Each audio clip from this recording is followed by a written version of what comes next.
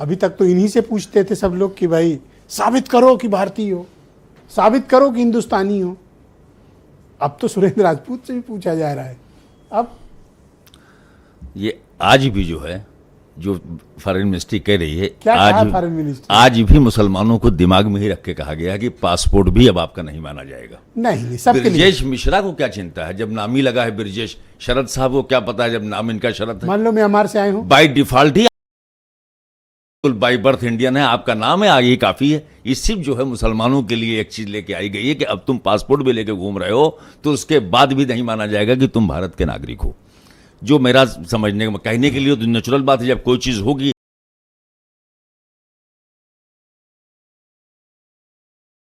तो इस तरह से सरकार कहेगी, ऐसा लगेगा जैसे आपके लिए आपको चिंता करने की जरूरत नहीं है।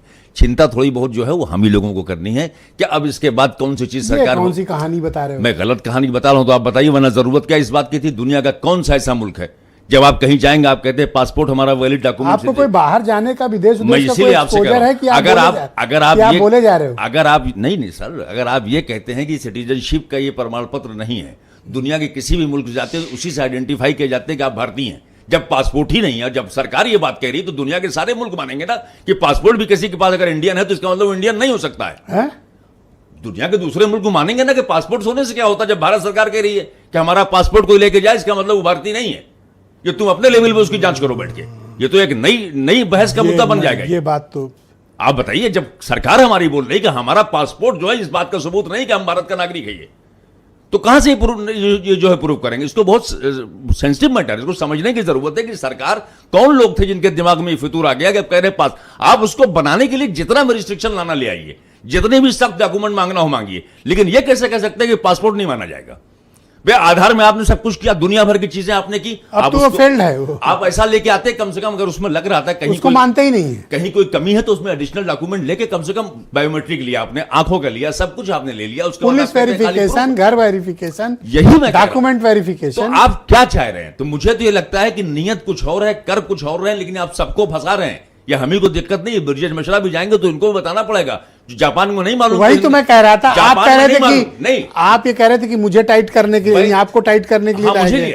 देखिए, मिडिल ईस्ट में तो कोई मसला नहीं, सबको मालूम है जब हिंदू है तो नेचुरल बात है भारत का ही होगा। जापान वालों को इतना नहीं पता है कि वो आपका नाम हिंदू है कि मुसलमान, उसको सिर्फ इतने से मालूम है कि आपका पासपोर्ट क्या है। अब आपका पासपोर्ट आपकी सरकारी करेगी, हम नहीं मानते। कभी गए भी हो जापान की आप जबरदस्ती? अरे हम तो बहुत बार आए गए सर, तो दुनिया के तमाम मुल्कों में हम आए गए, लेकिन अभी तक ये माना जाता था कि हम भारतीय हैं। चूंकि हमने कहीं का वीजा लिया, कहीं का कुछ किया, इसी बुनियाद पर हमको एग्जेम्पशन मिला, इसी बुनियाद पर हमको वीजा मिला कि हम भारतीय हैं। जब हम भारतीय ही नहीं है, हमारा पासपोर्ट का मतलब। आप ये कहना चाहते हो कि आप विदेश कहीं गए तो कोई आपका हाथ पकड़ के ये बात पूछ सकता है? नहीं, मैंने एम्बेसी पूछ सकती है कि भैया किस बात की यार, तुम पासपोर्ट तो लेके आए हो, हम सोचेंगे तुम भारतीय हो कि नहीं, पहले ये प्रूफ तो करो हमको।